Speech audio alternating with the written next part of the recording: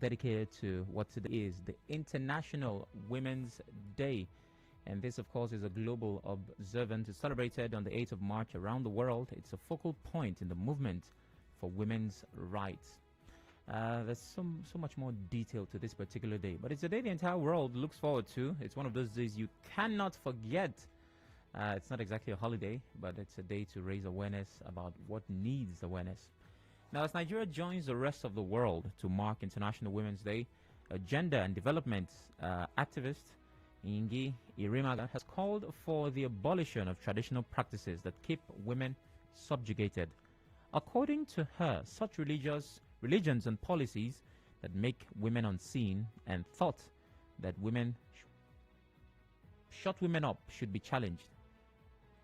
Traditions that keep women subjugated and in want of basic freedoms in communities women sustain from their hard work. Challenge religious beliefs and practices that make women unseen and overgoverned into oblivion. Such religions bring no light. Challenge policies that discriminate women against women, where married women get maternal leave, single women don't. Challenge the thoughts that are expressed in words to shut down the next woman. It is time for women to rethink our agenda as women.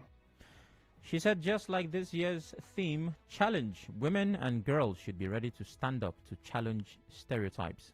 To challenge systems, social and cultural norms and stereotypes that hamper women and girls from attaining their full potential across all developmental spheres. What do we challenge? The psychological restrictions women and girls feel within that limit them from venturing out of their comfort zone. Structural barriers that make women feel they can only deputize and not lead. We have Okonjo-Iweala crushing that.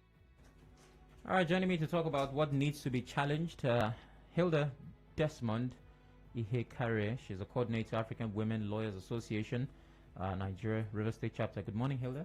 Good morning. How you doing? I'm good. Thank you for joining us. Yes. All right, and Anowa Obianuju, who is also a member of that association, joins us. Good morning. Good morning. How you doing? I'm doing good. Well, naturally, you know the guests have to be women because it's their day. So, ladies, what does International Women's Day mean to you as a person, to your association, and how should the average person celebrate a day such as this? International Women's Day is a day set aside to bring to fore the issues of gender bias and problem faced by women in society. Okay. It dates back, it started as a labor movement in 1908 when some group of women, about 15,000 women, marched in the streets of New York demanding for better pay, shorter working hours, and a right to vote. It was later, it now metamorphosed into an international day. In fact, the idea to make it an international day was mooted in 1910 in an international conference in Copenhagen by Clara Zetkin. And about over 100 women that were in attendance all voted in favor of making it an international day. However, it's not until 1975 that the United Nations now saw the need to make it an international day. Until from 1979 till date, it is being celebrated. The significance of this day is actually a day set out to fundraise for charity, for female-focused charities, in order to help bridge the inequality and the bias that has kept women down, unlike their male counterparts. So it's actually a day to raise awareness. Okay. So if you fight long enough, at some point you're supposed to win the war. For a movement that started around 1910 and, you know, the UN adopted in the 1970s, and we still have that movement till now, what is the fight about? What are women trying to get? And how come with all these years of awareness, we still haven't gotten that? Because I believe there's going to be another Women's Day next year and the year after that. We have actually made, this year alone, there has been tremendous improvement and change. The International Women's Day has not been for nothing. This year alone, for instance, in the U.S., Kamala Harris was elected the first female vice president of the United States. In February this year, Dr. Okonjo-Iweala was elected the first black, first female to head the World Trade Organization. You know how powerful that organization is. I've heard. I think whether last year, okay, in 2019, I don't know if I'm precise, I think it's 2019, in Netherlands, they elected a coalition government of 5 women in Finland to lead. You understand? So, and then in Nigeria, let us come home to in Sudan. There was a law that prohibited how women dressed or talked in public places. That law has been struck down. In Nigeria here too, Honorable Justice Akoni Beme was finally sworn in as the substantive chief judge of Cross River State. And that came as a result of pressure. Yeah. Initially, they refused to swear her in because they say she's from Akwa Ibom, husband is from Cross River, and because of her gender. That was a big case. But that was a big case. But because of pressure from women organizations like African Women Lawyers Association, FIDA, that brought about the pressure. Even when AWLA was not yet confirmed, a lot of civil society, especially female-focused, charities, spoke up. So we are getting there. There are a lot of improvements. Let's talk about even Saudi Arabia. Women can now drive. Without a day like International Women's Day set aside to push these issues forward, we have not gotten to where we want to be, but we are going to get there. All right. Mrs. Anowa, she's listed a couple of milestones that has been recorded in the woman movement, Konja being the most famous of all of them. How does that translate to changing the life of a young woman in a community? Let's say a young girl in Port Harcourt, somebody in some local government area. Yes, Okonjo got to that position. Kamala Harris is the current vice president of the U.S. And these cases, which Hilda has mentioned, how does that change and affect the life of a girl in River State? Okay. For me, I will say education. Training the female child should be of paramount importance right now. Because without education, I'm sure these ladies wouldn't have gotten to the milestone they got in life. Okay. I know that Dr. Ngozi Okonjo-Iweala was trained in Massachusetts in America, and she's well read and all that. For her to have gotten there, it took education. For the chief justice of Cross River State that she has just mentioned, of course she went through education. So I would say our young girls should come to the point of realizing that without education in life, they cannot do much, So the young girls who do not have access to it, because all these ladies had access to quality education, and well, for most of them, not in Nigeria here. Yeah. So for the Rivers girl who does not have access to that quality education, is there no hope for her? I will emphasize that we change the narrative. Government should, make it a priority to see that children, when you go through the streets of Port Harcourt, you see a lot of children begging alms on the street, and you're wondering what are they doing on the street? They should go to school. And I know we have something like universal basic education, where children should be at school from their tender years in life. So I think that such things should be enforced, and make sure that these children go to school. Take them off the streets and make sure that they go to school. Right. Now, Hilda, Mrs. Anowa has said that the government should, and usually government should is the answer to many questions. But where the government has refused to, has failed or is failing to provide the quality education, what hope is there for the young woman? What we profile, women has a lot of role to play. Even if charities like us, like African Women Lawyers Association, we've been doing advocacy, we do enlightenment campaign.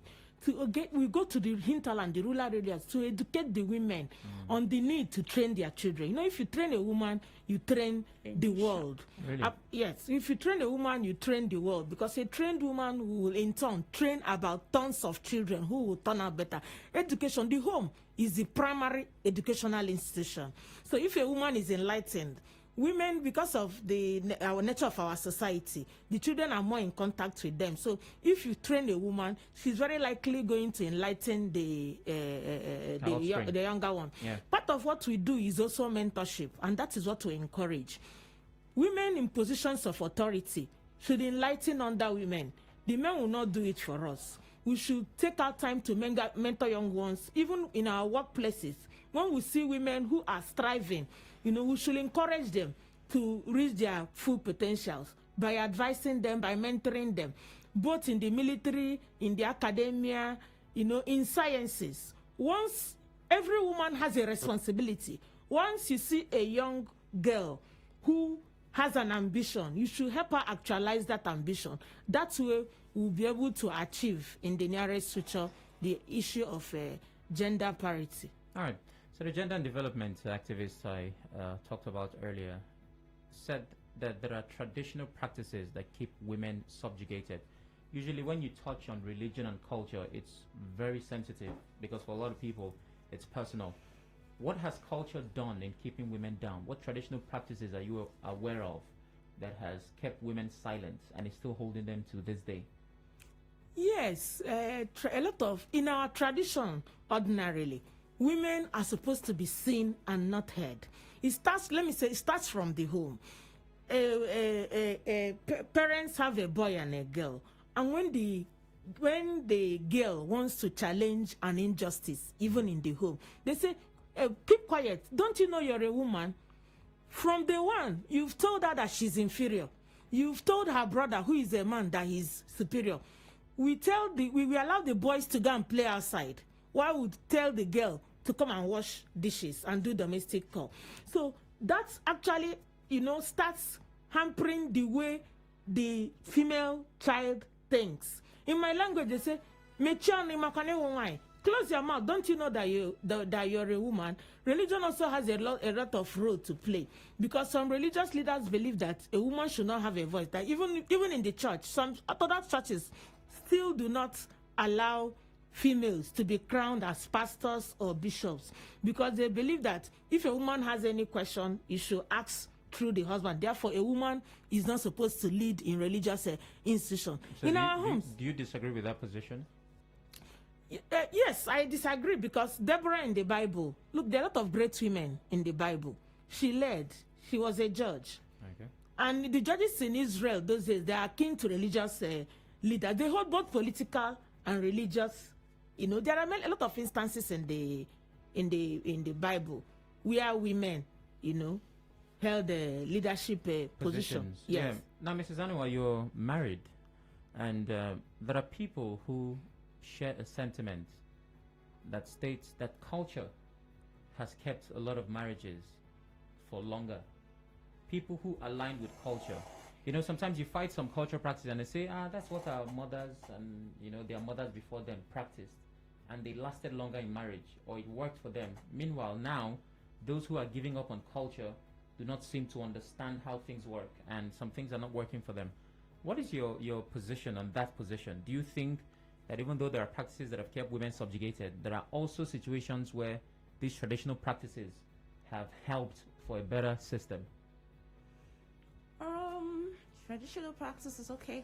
I'm trying to see the one now that I would say that has an advantage for women. Okay, I know that traditionally, the girl child is well trained. She's built to take up challenges more. I see it as a positive thing, because as a woman, we multitask. We do a lot of things. You carry the children. You go to markets. You do this. You do that in the home. I see it from that cultural point of view. I think that's what inculcates those attributes to the girl child. Right. So I also say that in a way it has a positive thing to add. But at the same time, it should not now be used as a way of subjugating women and putting them down. Like, I know that in a typical traditional African society, when a woman gets married and doesn't have a male child, there's this perception like the female, she doesn't have a male child, so who will inherit this property? You know, you see a lot of injustice being meted out against her and against her female children. Okay. You know, so I think those ones are the negative sides. Hilda, what is your position on feminism? Feminism is a movement. It does not. There's nothing negative. Just that people see it from the negative angle. It's being assertive. It's being know that being a woman does not make you inferior. Okay. When God created us, thank God for the Supreme Court. Where do I start? That have said Nguta JCA, that has said that it is wrong to discriminate against the girl child when it comes to inheritance, simply because of that it has a different reproductive system from the men. There's not. We all created by God equal, and so when it comes to sharing landed property or giving precedence, women, we know we have a patrilineal society. That's what happened. Inheritance to land and everything, comes through the son. But the Supreme Court has struck down that custom, but it's still being practiced, and a lot of men are still finding it difficult. So feminism, entails asserting that you're right, that being a woman does not make you inferior, but it's not a competition. Yeah, I'm glad you added that last part, because that's what it looks like on paper. It's not competition, no. But a lot of women have taken it further to be a man-hating campaign. No. So, some believe that feminists should not be involved with men. Some think that it's like a war of political parties where the women are maybe APC and the men are PDP. So it has to be a tussle. No. What do you make of that particular movement or that version of feminism that women seem to push, Mrs. Anowa? No, my position on that is strictly, I see it from the point of view that, from a biblical point of view, we have our places, we have our roles. It's not a competition. Okay. God has said the man is the head and the woman is as in, I see it as it's complement, kind of submitting one to another. It's not a competition, Okay. right? It's not a competition at all. So I disagree with that position. Okay. I disagree with it. So you're on the side of the Bible. Yes. I see So it from the if you biblical see point of something in the Bible that looks like it subjugates the position of a woman, would you agree with that part of the Bible? I'm yet to see any part of the Bible that subjugates a woman. Well, that's 1 Timothy 2:12 that talks about a woman not speaking, teaching, or usurping the authority of a man, but to be silent in church. It's a very popular. So, do you believe what 1 Timothy 2:12 says about women being silent in church? Can I take that? Please, by all means. I would love one of you to take that. So that if you're ready, you can add. Okay. Yes. The thing with the Bible is the word of God, but it's also written by human beings. You Okay. find out that there are things Jesus Christ said. Jesus Christ walked with Mary Magdalene. There are some things his disciples said. You've forgotten that the Bible was written in Jewish times. Some of those things are Jewish tradition. Okay. You understand? In the Jewish tradition, you don't even count women. When they say Jesus fed 5,000, there were women there, they were children, but they are not counted. So, when we want to understand the Bible, we understand it holistically, not to take it, to single it out and begin to give a interpretation to it. So By the that Bible, means- women are supposed to be under men. That Yes. means there are parts of the Bible that we should not believe.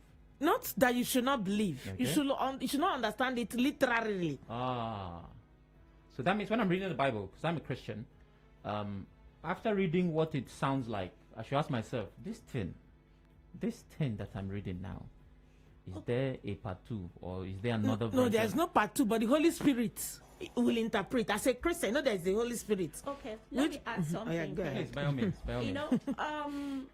If you read, is it Ephesians 5 or so, where they are talking about the man being the head of the woman and everything. Yeah. The Bible specifically mentioned that you submit one to another. Okay. Do you understand? That Yes. is the aspect that is missing.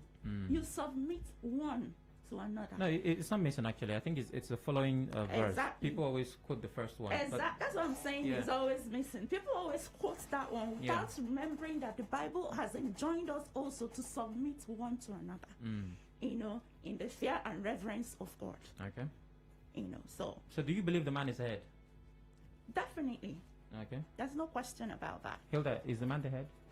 Of course, the man is the head. That is what the Bible says, and that is what we come to meet in the society. Yes. So for persons who but there are rules. Yeah, persons who do not subscribe to the teachings of the Bible, because we have different religions. Yes. And we have women in these religions. Yes. I'm not quite sure what their books would say because I haven't read all of them. If you're not looking to the Bible for your inspiration, would you be lost? That's what set of rules could you also look to that could give you the accurate, because you're both talking from a religious viewpoint. Okay. And not everybody shares your religious views. Of course. Yes, There are atheists. Exactly. So where There are can free someone, thinkers. yes, those who do not believe in the Bible, where can they also look to understand the business of gender equality? Natural laws, ordinary, there are some laws that emanate from nature, from when we are created. You understand? Some laws are natural. If you look at the naturalist school of thought, if I go into that, you know, of law, you understand? So that law transcends, from the word go, what people have come to believe, you understand, as the natural way of doing things. If there is no leadership or there's no head, life will be brutish and short. You understand? There is always an order. So naturally, it has been there from day one. Even if you don't believe in the Bible, you understand? Yeah. Natural laws have said that if you throw something up, it's going to come down. Yeah. Those are the laws that flow from nature. Okay. Well, it's International Women's Day, and having conversations with Hilda and Mrs. Anowa, we're talking about the International Women's Day. And I told them outside that I have a question I'm sure they will not be able to answer. After the break, I'm going to ask them that question, and I'm hoping that they give me the accurate answer. Don't go anywhere.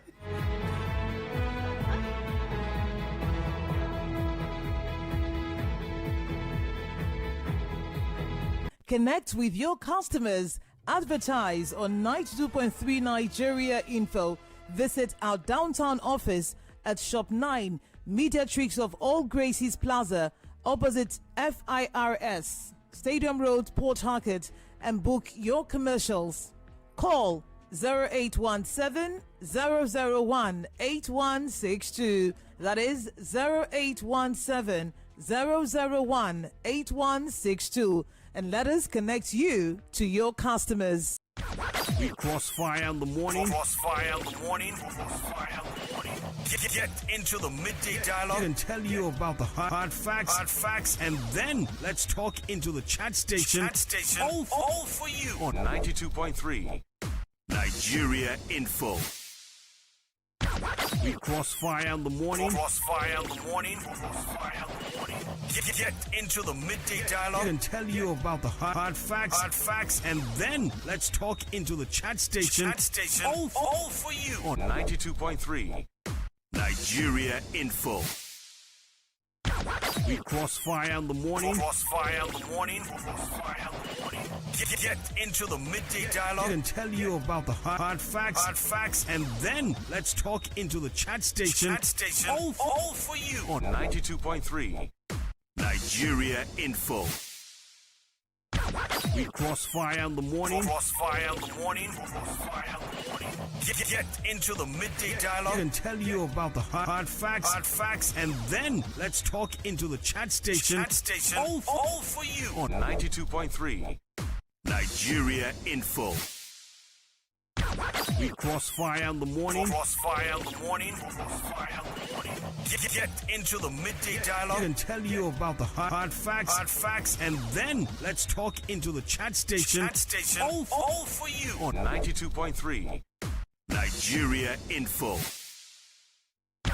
We crossfire in the morning. Crossfire in the morning. Crossfire in the morning. Get into the midday dialogue and tell you about the hard facts, and then let's talk into the chat station. All for you on 92.3 Nigeria Info. We crossfire in the morning. Crossfire in the morning. Get into the midday dialogue and tell you about the hard facts, and then let's talk into the chat station. All for you on 92.3 Nigeria Info. We crossfire in the morning. Crossfire in the morning. Get into the midday dialogue and tell you about the hard facts, and then let's talk into the chat station. All for you on 92.3 Nigeria Info. We crossfire in the morning. Crossfire in the morning. Get into the midday dialogue and tell you about the hard facts, and then let's talk into the chat station. All for you on 92.3 Nigeria Info. We crossfire in the morning. Crossfire in the morning. Get into the midday dialogue and tell you about the hard facts, and then let's talk into the chat station.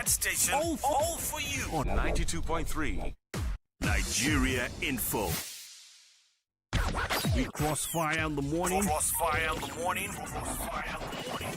Get into the midday dialogue and tell you about the hard facts, and then let's talk into the chat station. All for you on 92.3 Nigeria Info. We crossfire in the morning. Crossfire in the morning.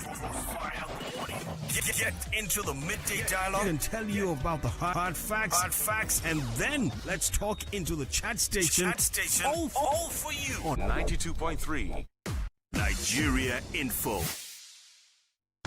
We crossfire in the morning. Crossfire in the morning. Get into the midday dialogue and tell you about the hard facts, and then let's talk into the chat station. All for you on 92.3 Nigeria Info. We crossfire in the morning. Crossfire in the morning. Get into the midday dialogue and tell you about the hard facts, and then let's talk into the chat station. All for you on 92.3 Nigeria Info. We cross 3 Nigeria Info. Yes, indeed, it is. Welcome back. It's the Morning Crossfire. My name is Sam Oracle Chinedu, and we're celebrating, talking about International Women's Day. My guests are still here, Hilda, Desmond, and Anowa, Obianuju. They are both from the African Women Lawyers Association. Hilda, of course, is a coordinator, and Obianuju is a member. You're welcome once again, ladies. Thank you. All right. So there's a popular saying that women are women's enemies. Women are their own problems. I don't know if you've heard that. And I take that to mean two things.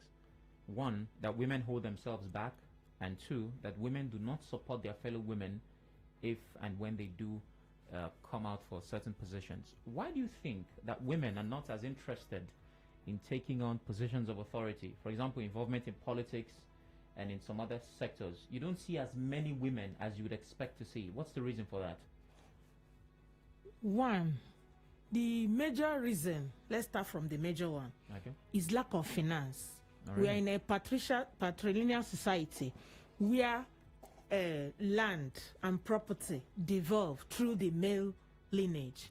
And you know that to venture into businesses, if you want to do real business, to get finance, most financial institutions and banks, they demand for collateral. And when we talk about collateral, it's under empty land or property. So because women don't have access, they don't go into business, for them to have money to finance their campaign, there are a lot of women ordinarily that would like to go. And then another reason again too, because of their issue of sexual harassment, some women who want to go into politics, because they also need the men, some of them get harassed sexually and they chicken out. That's another second reason. I want to take your first reason. I know lots of successful, accomplished, and let me use the word rich women with their own money, their own businesses. So is it that these women are not interested in politics, or they are so few that, they cannot be endangered? Because when you say women do not have land, they don't have, I'm thinking of all the ones that I know, at least personally. So is it that the rich ones do not want to go into politics? It's not that the rich one, it's not all of them. Some of them that are captains of industries, like Aoshika, and some of them, the MD of Asset, and all of them, they may not be interested because they're already captains of industry and they're doing well in their own field. You understand? So for those few, very minute, is just less than 2%.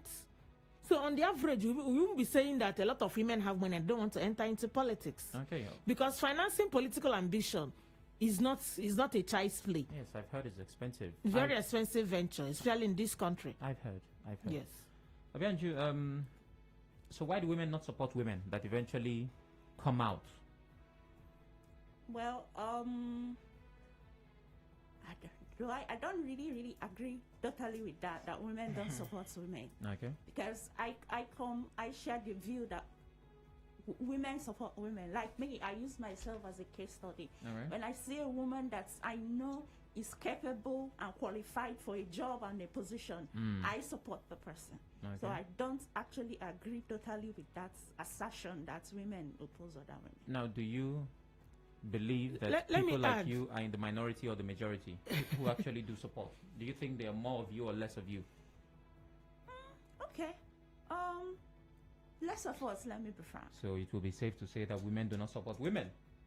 Not all. Not all women. When you say women, you're Let me add. generalizing. No, not generalize. Because Usually, there is still a percentage that supports other yes, women. there is. But you see, it's the majority statement. We're not saying all women. Of course, there's no way all women will not support women. But if you have 80% of women not supporting women, I'm not quite sure what the percentage is, but we know it's higher. You can make a statement to say most women do not support women. You want to say something, Hilda? Well, let me say two things about that your generalization. That your comment that No, women. it was a question. That's It wasn't. I'm saying. Do you think that's how it came? okay. Yeah, exactly. Go again. You said.